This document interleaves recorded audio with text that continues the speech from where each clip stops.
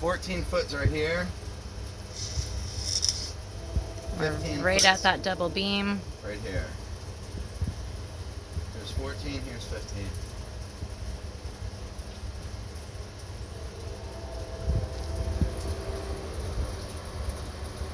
So that beam's about 3 inches back from this end mark right here. 14 foot brings us right about this point, right about here. So that's right about where we want it to be anyway. So 14 foot, it's probably looking pretty good. Okay, so now I'm just doing a little layout right here. I'm just curious to see what a 10 by 14 area looks like, just to make sure that's going to be a cool enough deck. I'd rather see what it looks like down here as opposed to start building it and then decide I do want it bigger. I don't like how small that is. So I'm just trying to see what we got here. So we've got the dog toys here marking corners. And that's all the way back to the rake you see up here. So that's a pretty nice area. I'll have Sean walk over there so you can see exactly how big. It's not bad at all. 14 foot by 10. Okay, so now we got the size of the deck figured out. Now I'm going to do a little bit of math here to figure out its load-bearing purposes. See how much weight we can actually put on these beams and on the deck above comfortably without killing ourselves and everyone else underneath of us inside of the house. So the underneath support platform of the deck is probably going to look kind of something like that, but like a triangular shaped version to fit on a sloped roof. Okay, so basically I want to do a deck similar to something like this, floating, suspended style deck like that, but it needs a wedge-shaped base, so that way the deck remains square and flat because the roof itself is on a slanted angle, something similar to this. Yeah, like that. So that way if I sit something on here, now it's flat because this is sitting on a slanted roof. So we'd have to make an elevated wedge-shaped base that the whole deck can rest on. Sean over here calculating.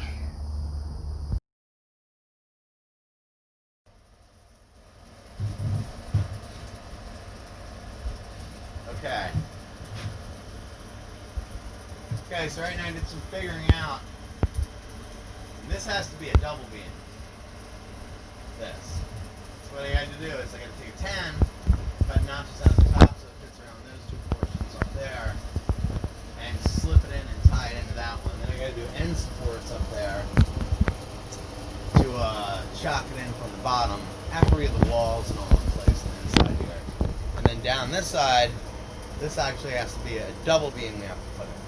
So essentially the floor assembly for the deck has to be resting upon two double beams. I thought I could get away with having it sit on one independent beam each, but it's got to be holding up a whole series of rails. At least 3 rails has to go up top, and they're going to act as beams that's going to hold up the whole entire deck.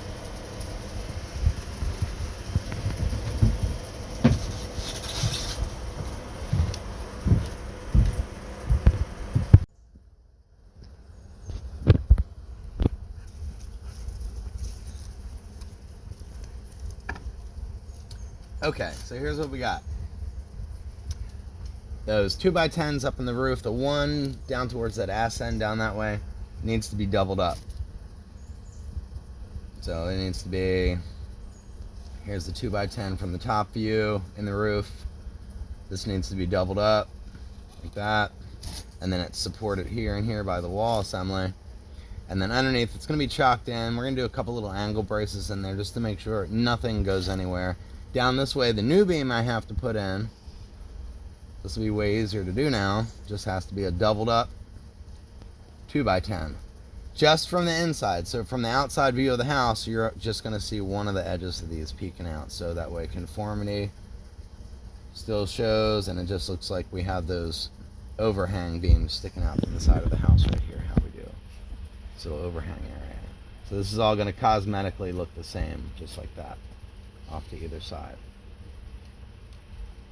But the secret is, inside of here, these areas, These are going to switch over to double beams. Now these are going to be chalked in from the bottom so they don't go anywhere. Angle braces are going to be put in play just like that to make sure nothing goes anywhere also.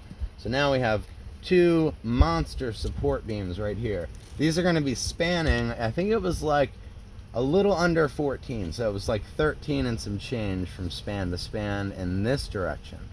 13 foot.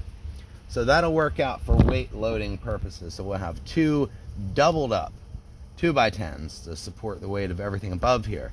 Now it says by code, if we use another layer of 2x10s over the span of 13 foot, if we go 16 inches on center, which would be your normal floor joist spacing, and I believe these floor joists right over here were 16 inches on center.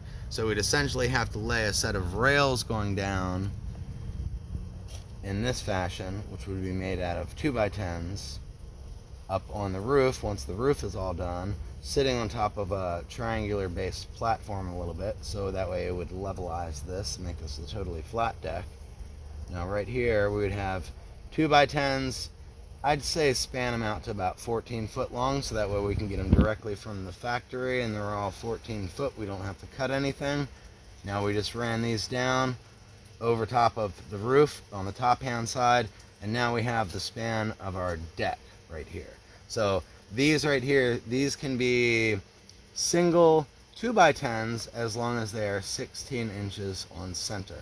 That will support the weight of the deck that we're going to put above, and that'll work out fine.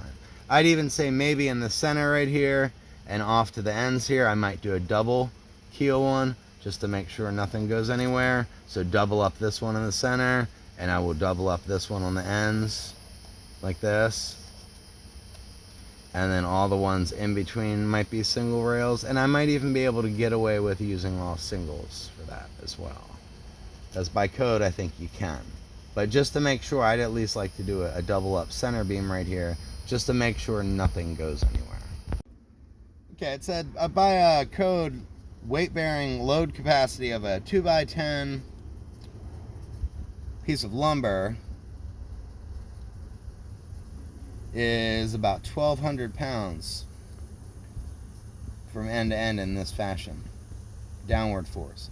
This is going to be totally blocked in to the ground and well supported from underneath, so I should be able to get, you know, roughly 1,200 pounds on each beam here spread out. That's plenty of weight for what we're going to be doing, plus the weight of the assembly itself. So that's fine for your normal average size deck, and strength wise it'll be more than what we need it for.